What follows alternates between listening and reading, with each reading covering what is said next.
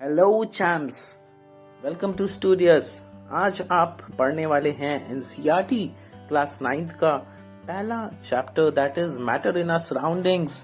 Class 9th की book का ये पहला चैप्टर है रिलेटेड टू केमिस्ट्री और बहुत ही इजी तरीके से हम इसको पढ़ेंगे with the help of animations in video. So champs, let's begin the learning. तो कहते नहीं है व्हाट्स द मैटर, आइए समझते हैं मैटर क्या है। मैटर इज एनीथिंग जो आप देख सकते हो, river water, greenery of the forest, right, soil, huts, roads, cars, your favourite bicycle, ठीक है, हम ह्यूमंस और एनिमल्स, उसके साथ ही wood, right, your favourite scooty, सब कुछ मैटर का पार्ट है। पर मैटर क्या नहीं है अगर हम बात करें तो हम बोल सकते हैं मैटर एब्स्ट्रैक्ट फीलिंग्स नहीं है, जैसे कि happiness and sadness, time and gravity, तो ये मैटर नहीं है। चलिए एक एक्सपेरिमेंट से समझते हैं आखिर मैटर क्या है। Matter is something that occupies mass, जिसका कोई एक वेट होगा। एक एक्सपेरिमेंट करते हैं जिसमें हम दो बैलून्स लेंगे, एक को हमने फुला दिया और दूसरी तरफ एक को हमने नहीं फुलाया है। तो इन्फ्लेटेड जो हमने बैलून फुलाया है उसको हमने देखा कि वो हैवी है, दैट मीन्स एयर उसके अंदर जो थी वो उसका वेट दे रही थी, दैट शोज मैटर हैज मास। उसके साथ ही सेकेंड एक्सपेरिमेंट, अगर हम कुछ क्ले बॉल्स ले लें और एक ग्लास ऑफ वाटर ले लें, हमने मार्कर से मार्किंग कर दी है अभी प्रेजेंट वाटर लेवल की। नाउ अगर इसमें हम कुछ क्ले बॉल्स को डालें वन बाय वन, तो आप देख रहे हो ग्रेजुअली वाटर का लेवल बढ़ रहा है, that shows matter occupies some volume, matter कुछ जगह घेरता है, राइट, मैटर ऑक्यूपाइज स्पेस। तो हमने क्या सीखा, व्हाट इज मैटर, कोई भी चीज जो टैंजिबल है, जिसको हम छू सकते हैं, जो कुछ मास रखती है और कुछ वॉल्यूम ऑक्यूपाई करती है, उसको हम मैटर कहेंगे। मैटर में लिविंग और नॉन लिविंग दोनों ही चीजें आती हैं। वी ह्यूमंस आर मैटर, जो स्टोन है वो भी मैटर है, ऑक्सीजन जो हम ब्रीथ कर रहे हैं वो भी मैटर है, ग्लास, वाटर, सब कुछ मैटर है। Now talking about some important physical properties matter की क्या क्या है। मैटर छोटे छोटे पार्टिकल्स से बना हुआ है। ये पार्टिकल्स बहुत ही साइज में छोटे हैं और उन अदर वर्ड्स में उनको हम मॉलिक्यूल्स भी बोल सकते हैं, right.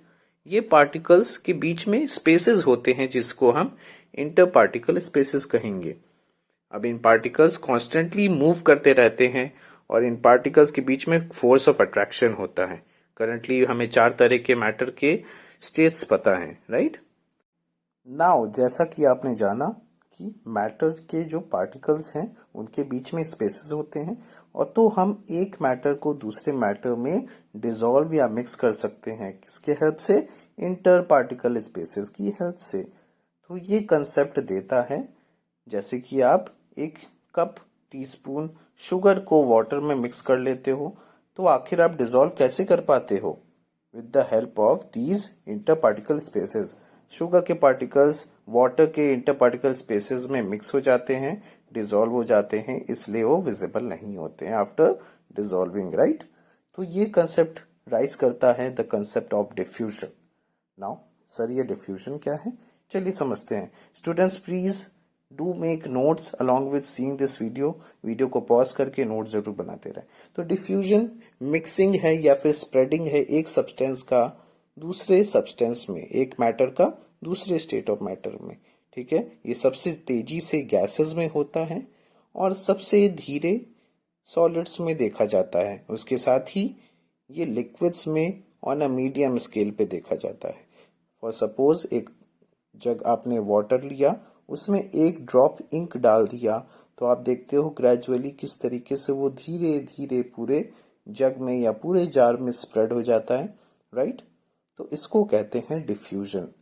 Diffusion is mixing of matter. वैसे ही सिमिलरली अगर आप गैसेस की बात करें तो गैसेस में भी डिफ्यूजन देखा जाता है। डिफरेंट कलर की गैसेस किस तरीके से आपस में मिक्स हो जाते हैं और इनमें सबसे तेजी से देखा जाता है। Now diffusion of one substance into another, जैसे बिफोर डिफ्यूजन आप पिक देख सकते हो, सारे ब्लू पार्टिकल्स एक जगह कंसेंट्रेटेड हैं एंड आफ्टर डिफ्यूजन वो पूरे मीडियम में स्प्रेड हो गए हैं। सॉलिड्स में डिफ्यूजन इज स्लोएस्ट, लिक्विड्स में सब उससे ज़्यादा, और गैसेस में डिफ्यूजन इज फास्टेस्ट। नाउ हम सब जानते हैं कि मैटर अलग अलग फॉर्म में एग्जिस्ट कर रहा है। तो अलग अलग फॉर्म्स ऑफ मैटर किसके कारण है, किसके कॉन्सिक्वेंस हैं? फिजिकल एंड केमिकल चेंजेस के। केमिकल चेंजेस इन्वॉल्व करता है दो सब्सटेंसेस का मिक्स होना और एक न्यू सब्सटेंस का फॉर्म होना, वेराज फिजिकल चेंज में हम स्टेट्स ऑफ मैटर के फिजिकल ट्रांसफॉर्मेशन या फिजिकल प्रॉपर्टीज को बदलते देखेंगे। इसमें कोई नया सब्सटेंस फॉर्म नहीं होता है। Here you have a clear differentiation. Result chemical changes में हम देखते हैं न्यू सब्सटेंस फॉर्म होना, वेराज फिजिकल चेंज में हम कोई नया सब्सटेंस फॉर्म नहीं करते, उसमें बस फिजिकल प्रॉपर्टीज चेंज हो जाती है, जैसे कि आइस क्यूब का मेल्ट होकर आइस हो जाना। केमिकल चेंजेस इरिवर्सिबल होंगे, वेयरएज फिजिकल चेंजेस रिवर्सिबल होंगे। इसके फर्दर डिटेल्स के लिए आप क्लास 10th का केमिकल इक्वेशंस वाले वीडियो को रेफर कर सकते हो, that is in the suggestion. Now अगर हम बात करें सबसे interesting topic, that is states of matter. States of matter refer to the different physical forms. Physical form में अलग अलग मैटर की क्या एग्जिस्टेंस है उसको हम पढ़ते हैं स्टेट्स ऑफ मैटर में। नाउ जो कि हम मेजरली जानते हैं सॉलिड्स, जिसमें कुछ टाइटली बाउंड पार्टिकल्स होते हैं, राइट। इनके बीच में सबसे मिनिमम इंटर पार्टिकल स्पेसेस होते हैं। ये काइंड ऑफ रिजिड होते हैं और उतने फ्लेक्सिबल नहीं हो सकते, राइट। इसके बाद आते हैं लिक्विड्स। लिक्विड्स हम सब जानते हैं, पानी सबसे बड़ा एग्जाम्पल है, जूस। तो इसमें पार्टिकल्स के बीच की डिस्टेंस फर्दर इंक्रीज हो जाती है as compare to solids. And then we have gases, जिसमें फार मोर दूरी हमें देखने को मिलती है as compare to liquids and solids. Inter particle spaces की बात कर रहे हैं अगर हम। Now the next interesting topic is the fourth state of matter, that is plasma, right. Plasma एक काइंड ऑफ हीटिंग से प्रोड्यूस होता है, जब हम गैसेस स्टेट को हीट करके फर्दर इलेक्ट्रोमैग्नेटिक पार्टिकल्स में चेंज कर देते हैं। फॉर क्लियर डिफरेंशिएशन ये टेबल देख लीजिए। Now solids have definite shape and volume, liquids have definite volume but do not have definite shape। वो कंटेनर का शेप ले लेते हैं, सिमिलरली गैस भी कंटेनर का शेप ले लेता है। अगर हम बात करें प्लाज्मा की, वो हाईली कंडक्टिव होता है, emits light and radiation, right. तो प्लाज्मा की अगर हम बात करें कि कैसे जनरेट होता है, उसके लिए हम और एक सेपरेट वीडियो बनाएंगे, that is a very interesting topic, right. Now so this is a clear flow chart, जिसको आप अपनी नोटबुक में लिख सकते हो। इससे आप इजीली डिफरेंशिएट कर पाएंगे about the different states of matter. Video को पॉज करके या फिर वीडियो को स्क्रीनशॉट लेके आप इनको पढ़ सकते हो, that is very helpful for you. Now कुछ क्वेश्चंस अराइज होते हैं when we have studied the states of matter and its properties. चलिए उन क्वेश्चंस को देखते हैं जरा। पहला क्वेश्चन, एक रबर बैंड अपनी चेंज करता रहता है अपने शेप को, तो भी उसको सॉलिड क्यों कहते हैं? एक रबर बैंड चेंज करता है शेप को जब फोर्स अप्लाई किया जाता है उस पे, और जैसे ही फोर्स हटा दिया जाता है वो अपने ओरिजिनल शेप को रिगेन कर लेता है, राइट। वो लिक्विड और गैसेस की तरह फ्लो तो नहीं करता, या फिर कंटेनर का शेप तो नहीं ले रहता, राइट। तो ये रीजन है why a rubber band is considered a solid substance, right. Next question, salt and sugar do not appear to have fixed shape, then why are they solids, right. Salt और sugar के जो crystals होते हैं वो बहुत ही छोटे होते हैं, और ये छोटे क्रिस्टल्स कंटेनर का शेप ले लेते हैं, राइट। इतने छोटे होने के कारण वो कंटेनर का शेप ले ले रहे हैं, राइट। वो फ्लो तो नहीं कर रहे ना लिक्विड्स और गैसेस की तरह, इसीलिए हम सॉल्ट और शुगर को सॉलिड कंसिडर करते हैं। नाउ आप देखते हो एक आइस क्यूब को मेल्ट होते हुए gradually, and that is very satisfying video, right. तो ये एक क्वेश्चन अराइज करता है, क्या स्टेट्स ऑफ मैटर आपस में चेंज हो सकते हैं? क्या ये पॉसिबल है? इस बारे में हम बात कर रहे हैं inter conversion of states of matter. एक स्टेट ऑफ मैटर से दूसरे स्टेट ऑफ मैटर में कन्वर्जन की हम बात करेंगे। Now yes, it is possible, ये पॉसिबल है। हाँ, कैसे पॉसिबल है? दो कारणों से पॉसिबल है। पहला, या तो चेंज ऑफ टेम्परेचर हमें देखने को मिले या फिर change of pressure. Now this is a very interesting flow chart, जहां आप देख सकते हो एक आइस क्यूब्स हैं। आइस क्यूब्स को हीट करने पे you can see liquid, melting process बोलते हैं, और लिक्विड को आप फर्दर हीट करो तो कंडेंस, इवेपोरेशन आपको देखने को मिलेगा, जिससे कि वाटर वेपर्स में टर्न हो जाएंगे। सिमिलरली वाटर वेपर्स कंडेंस होकर लिक्विड बनते हैं और फ्रीज होकर आइस क्यूब्स बन जाते हैं। Now ice cubes directly vapours में कब चेंज होते हैं? By the process of sublimation and reverse by the process of deposition. Now एक क्वेश्चन अराइज होता है, what is the only substance on earth that exist in all three states of matter at ordinary temperature? ये question आप comment section में लिखिएगा इसका answer, ठीक है। चलिए अब तीन कंसेप्ट समझते हैं। Melting point. मेल्टिंग पॉइंट एक ऐसा पॉइंट है जहां सब्सटेंस अपने सॉलिड स्टेट से लिक्विड स्टेट में बदलने को स्टार्ट कर देता है। सिमिलरली फ्रीजिंग पॉइंट क्या है? लिक्विड से सॉलिड में चेंज होने वाले टेम्परेचर का starting point, right. And similarly boiling point liquid से वेपर स्टेट में चेंज होने का पहला temperature is boiling point. Now चलिए पढ़ते हैं इफेक्ट ऑफ टेम्परेचर। टेम्परेचर क्या है? बेसिकली आप थर्मोमीटर से टेम्परेचर नापते हो, वो है क्या? आप बॉडी का टेम्परेचर नाप रहे हो, दैट इज आप डिग्री ऑफ हॉटनेस, कितना गर्म है वो बॉडी या फिर कितना ठंडा है वो डिग्री नाप रहे हो, राइट।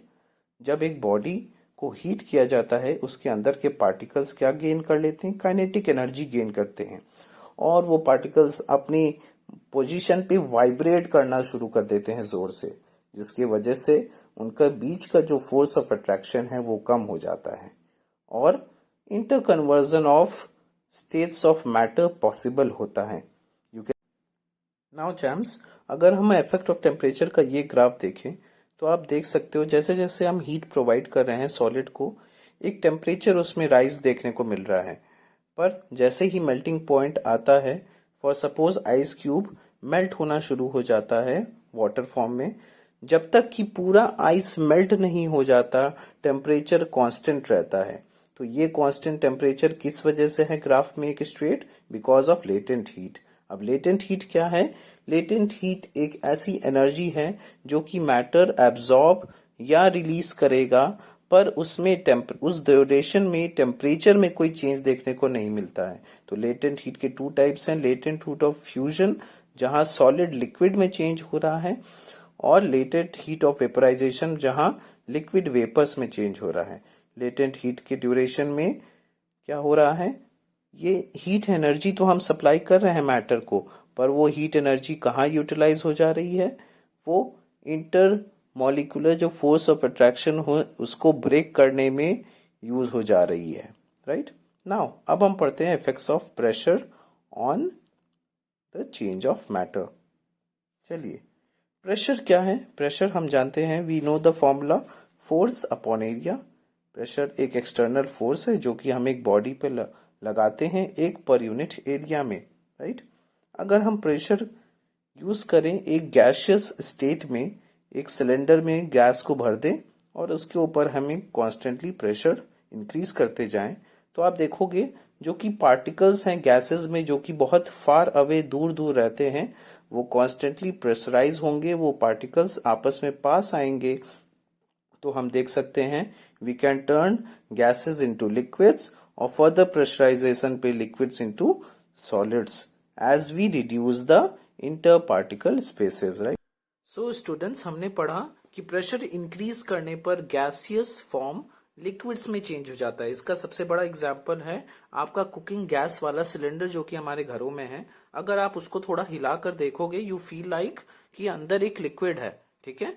अगर हम बात करें डिक्रीज इन प्रेशर की, तो यू कैन सी जो कार्बन डाइऑक्साइड ड्राई आइस होता है, तो आपने सीरियल्स में देखा होगा, in order to create fake cloud हम उसको ओपन एटमॉस्फेयर में रख देते हैं and they turn into gaseous state. Solid से गैसेस में टर्न हो जाते हैं।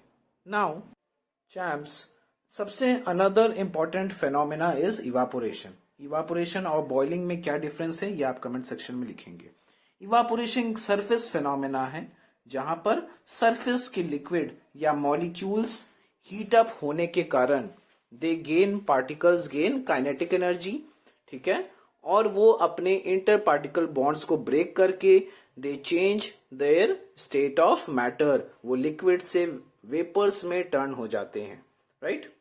क्योंकि वाटर में अलग अलग लेवल पे काइनेटिक एनर्जी अलग अलग होती है। मैक्सिमम काइनेटिक एनर्जी सरफेस के वाटर पे रहती है, जहां हीट मिलने पे वो अपने स्टेट ऑफ मैटर को चेंज कर लेते हैं। चलिए अब बात करते हैं इवापोरेशन आखिर कूलिंग इफेक्ट कैसे दे रहा है। जब हम लिक्विड को हीट कर रहे हैं तो उसके सरफेस के मॉलिक्यूल उस हीट को एब्जॉर्ब कर लेते हैं, तो इससे उन सरफेस मॉलिक्यूल्स में काइनेटिक एनर्जी बढ़ जाती है और वो अपने inter particle force of attraction को ब्रेक करने में केपेबल हो जाते हैं और लिक्विड मॉलिक्यूल्स गैस में चेंज हो जाते हैं। जब लिक्विड गैस में चेंज हो रहा होता है तो वो अपनी सराउंडिंग से एनर्जी ऑब्जॉर्ब कर लेता है, जिससे कि सराउंडिंग्स कूल फील होती हैं। अब पढ़ते हैं फैक्टर्स अफेक्टिंग इवेपोरेशन को। सबसे पहला टेम्परेचर, जैसे जैसे टेम्परेचर इंक्रीज होगा इवेपोरेशन भी इंक्रीज होगा। सरफेस एरिया इंक्रीज होने पर भी इवेपोरेशन इंक्रीज होगा, क्योंकि इवेपोरेशन एक सरफेस फिनोमेना है। ह्यूमिडिटी अगर पहले से मौजूद होगी एयर में तो इवेपोरेशन कम होता है, और विंड स्पीड अगर बढ़ेगी तो इवेपोरेशन बढ़ेगा। I hope you all enjoyed this video, और इससे रिलेटेड नोट्स जरूर बनाइएगा, ये एग्जाम में हेल्पफुल होंगे। Please share it with your friends and hit the subscribe button, right? कोई भी क्वेश्चन हो रिलेटेड टू दिस चैप्टर आप कमेंट सेक्शन में लिख सकते हैं, I will be answering. Thank you for watching studious.